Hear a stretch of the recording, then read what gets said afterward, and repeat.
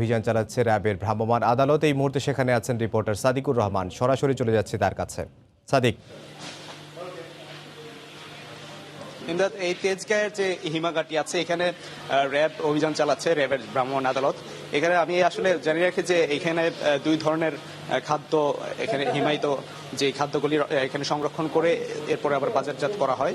অর্থাৎ বিভিন্ন ব্যবসায়ীরা এখানে মাছ সংগ্রহ করে এবং মাংস এখানে রেখে এর পরবর্তীতে নির্দিষ্ট সময়ের পরে এখান থেকে নিয়ে যায়। এবং এখানে জানিয়ে রাখি যে র্যাব যে অভিযান চালিয়েছে এখানে কিছু মাছ পেয়েছে এবং মাছ এবং মাংস যেগুলি মেয়াদ উত্তীর্ণ। এবং আরেকটা বিষয় জানিয়ে রাখি যে এখানে কিছু পচা মাছ এবং যে মাছের যে অবস্থাটি ছিল যে খুব নরম এবং এগুলি আসলে খাওয়ার জন্য তেমন উপযোগী নয় বলে এখানে যিনি আছেন র্যাবের ম্যাজিস্ট্রেট, ভ্রাম্যমাণ আদালতের ম্যাজিস্ট্রেট, উনি মনে করছেন।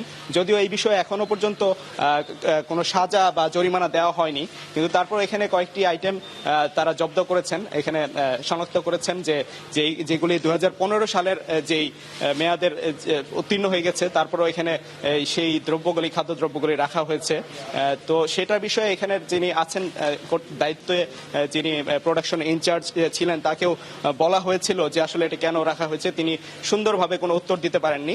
তারপরও এই যিনি আছেন এখানের কর্মরত, তারা বলছেন যে এই যে নির্দিষ্ট মেয়াদ উত্তীর্ণ যে খাবারগুলি এগুলি আসলে তারা বিক্রির জন্য না এখানে রেখেছেন, কিন্তু তারপর এই বিষয়গুলি এখনো নিরীক্ষণ করা হচ্ছে, এগুলো দেখা হচ্ছে, খতিয়ে দেখা হচ্ছে যে বিষয়টা আসলে কি, যে এগুলি কি খাবার পচা খাবারগুলি এখানে রেখে কি আবার বাজারজাত করা হবে কিনা সেই বিষয়টি এখানে খতিয়ে দেখা হচ্ছে। পরবর্তীতে এখানে অভিযান শেষ হলে যিনি র্যাবের ম্যাজিস্ট্রেট আছেন তিনি আমাদেরকে আনুষ্ঠানিকভাবে ব্রিফ করবেন, জানাবেন। তখনই আমরা জানতে পারবো যে আসলে কি পরিমাণ সাজা দেওয়া হয়েছে, সাজা দেওয়া হবে, এই বিষয়টি এখনো ক্লিয়ার না। আসলে এই ছিল সর্বশেষ তথ্য। ইমদাদ। রাজধানীর তেজগাঁও এলাকায় বিভিন্ন হিমাগারে অভিযান চালাচ্ছে র্যাবের ভ্রাম্যমাণ আদালত। সে খবর জানাতে আমাদের সাথে যোগ দিয়েছিলেন রিপোর্টার সাদিকুর রহমান।